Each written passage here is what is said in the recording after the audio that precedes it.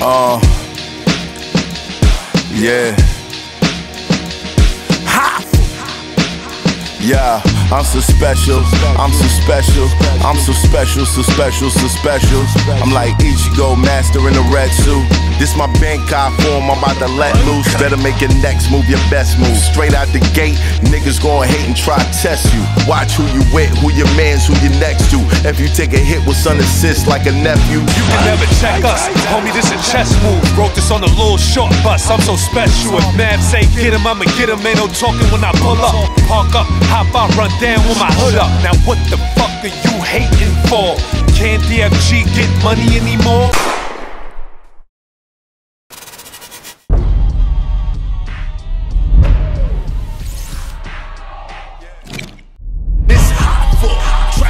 Turn smack rapper. Only smack rapper that you know is smack rapper. Does it scare you, the statistic of how many rappers die in their neighborhood? It don't scare me, because it is what it is. But it's like... Does it make you cautious? Cautious, for sure. Cautious. Yeah, but the way I move, I got a tie on. I was just saying, like, would you want to kill or rob a rapper in the hood with a tie on? Like, I could walk through my neighborhood like this, be like this, just chilling. Right. And I don't feel like I'm a threat. Like, what you gonna rob me for my energy or my soul or something? Like, my tie? Like, right. What do you want? But in the hood, it's different. My glasses? You can have my glasses. I'm gonna give it to you anyway. Like, right. It ain't even about none of that. And if I'm in the hood, I'm not flexing on nobody. I'm not like trying to prove something to myself, like, oh, I could wear my jewelry in the hood. I don't care nothing about that. Like, I ain't trying to put my family in predicaments where we gotta go into war and all of that. You feel me? Like, because I come from a real place with real people. So it's like, I'm not even trying to, I'm trying to just make money and help people that's around me out. That's it. You told a story about and live in harmony. You told a story about giving your jewelry away. Oh, yeah. So, like, when I went to Liberia, I actually got a documentary on it. It's called Liberia Where Stars Are Born on Tidal. So I went to Liberia. Shout out to Chid Liberty. Chid ran a program where he made uniforms for kids. It was a program called Uniforms. And, like, what it was we create, say, Trap Law merch or ASAP Ferg merch, go to Bloomingdale's. The proceeds from the Bloomingdale sales will go towards making uniforms in Africa for kids. Right. So not only was he putting uniforms on kids, but he was helping the economy out there because during the Ebola epidemic, they stopped ordering stuff from the factories out there. So like, he was basically building the economy out there. And the kids can't go to school unless they got uniforms. And some of them don't even got clothes. So they're just hanging out playing soccer in their uniforms. So I told them, in order for me to be a part of this program, I got to actually see it with my eyes. So I flew to Liberia with my moms and my cousin and my uncle. And we was out there for like 10 days and went to Liberia, and literally it was what he said. It was a full woman staffed factory, and they like sang cheer like when we came through with my mom, and they blessed her, and they gave us like dashikis and stuff. Like, it was super dope to see the uniforms that they was making. You literally see them sewing on arms and collars and stuff. Kids was wearing it outside. But like, these kids is wearing uniforms on a beach where it's dead rats and kids running naked and living in huts with like 10 people, 10 or 15 people. Right. So it was like we walking through the huts. Like, I met a young girl named Gifty. She was so beautiful, dark skin, white, and all of them was so happy. Gifty was one of the kids. And yeah, like, she moved me because it was like, she knew about Rick Ross and all of the music and like the culture that's happening over here. Right. And like, to see their hardship and still see them smile and like, bro, they scaling fish right next to dead rats. That shit fucked my head up. So when I came home, I started giving away all my jewelry. I just got the Yambagini chain. I gave the Yambagini chain to Yam's mom's whole list. I gave all my, like I had these colorful bracelets, like yellow diamonds, blue diamonds. Me and Rocky, we went crazy on the colorful diamonds. Gave all of them shits away to my friends, like different niggas. Like, oh, you my DJ here, that's yours. You my young boy here. Chain, my brother. Like, giving my jewelry to everybody. Cause I just felt guilt. And then like, I feel like that was just like a walk through something. But then I was just like, it's okay to have these things. It was just, it was like balance, and it was so fresh to me. I didn't know how to balance that out. It's like you got pulled hard left, and you snap this way. Yeah. It was like an awakening. Right. Yeah. Find your way And your back. conscience bothered you a little bit. Survivor's remorse. Survivor's remorse. And Did you have that when the success came? For sure. Hell yeah. I will always like, because I'm the type of nigga, I want you to have everything I have.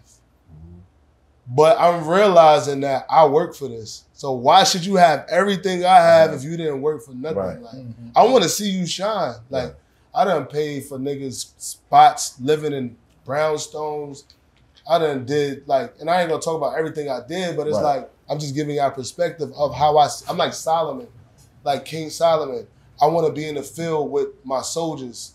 Like I want to go through what y'all go through to understand y'all psychology, y'all psychology, so I can be able to like be there for y'all. Right. So it's like when you got a company like mine's, basically ASAP Ferg is a company, Ferg is a company.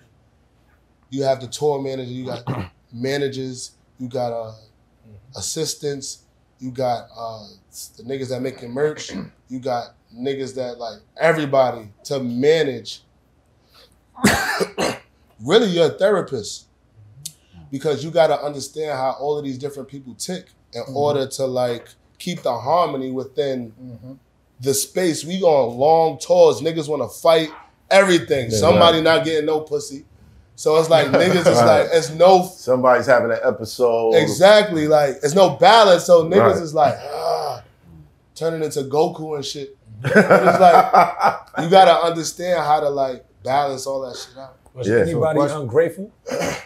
Ungrateful? That you looked out for?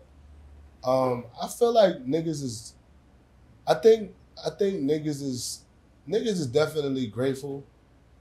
But I feel like people who like walk people to the water don't really get the credit anyway. Right. You know what I'm saying? Like I've done everything out of my heart, so I don't look for people to be like, thank yous are nice. I love thank yous. I love a fucking grateful ass person. Like, because when people say, yo, I don't expect nothing in return. Yeah. That's the fuck I do. Yeah, I Give do. me some credit. Because if it's give me some, you know, you shout out to the homie. If I'm giving you a bonus every fucking holiday, you could buy me a pair of sneakers. Like, I wear Air Forces forever. Right. Buy me a pair of white ups. You know what I'm saying? Like, just and that'll mean something. Or if you don't buy me anything, invite me to a family dinner. I'm like, yo, I like shit. I got feelings. Like, like, son, I got feelings. Yeah, I got feelings, bro, for real. Because they think when you get famous, you get money, you just lose all that shit. You just there for them. Right. Like, nah, bro. Like, I see and I feel everything. I just handle it different. I'm not going to be like, I'm not going to hound you about it. And I think that's the thing with successful people. Like, we are fully aware of ourselves and our environment, so we can handle the situation a little differently. Right. Like, a nigga that's going to argue with you and be like, yo, but you ain't do da-da-da-da for me. Like, da-da-da. Some niggas start feeling entitled. Yeah, definitely. Yeah. I deal with that for sure. But I deal with that. You were saying you ain't did shit for me, but you were saying just now, you was giving an example. Oh yeah, like you ain't like, I'm not finna argue about that. Right. I got too much shit to take care of, like, to be thinking about. But I feel that though. Like, and whenever I do have and I do have my moments where I have time and I give niggas the word, like my new shit is being completely honest. Like, if I'm not jacking a song. So what was your old shit? My old shit was like, I could dance a little bit. Right. But it's like, that shit get tiring. Yeah. And not like on no asshole shit, because it's just like, if a nigga send me a song, or if I'm not jacking something, or if like, I feel like it's a little weird of a question you asking me because it just don't make no sense, I'm gonna tell you about yourself because I want you to learn from this situation. Like, don't just yo, Ferg, let's do a song, but you ain't put out a record in 3 years. Like, how you think you gonna get a song with me? It just don't make no sense logically. Like, I get it. So like when I don't drop and a nigga don't feel fully invested in me, I understand that because it's like, all right, like I didn't do nothing recently, so it's like, so I know if somebody is fucking is giving me fluff. Right. If you say, yo, I want you to come out for the Super Bowl, da-da-da-da-da. I can believe I got hit records to do that. But it's like, if I'm not hearing it from the horse's mouth, then I know you capping because I ain't dropped nothing in dumb long. Oh, like, get the fuck out capping, of here. exactly. So I read that shit off people. Like, don't come to me with none of that shit, bro. Like, it's a dud. And to all the kids that got clothing lines, because all the kids got clothing lines now, I just made a tweet about this. First of all, Yo, shorty, you keep coming around like you want something. You gonna fuck around and get it one day. Who your man? Sub-Zero. Yeah.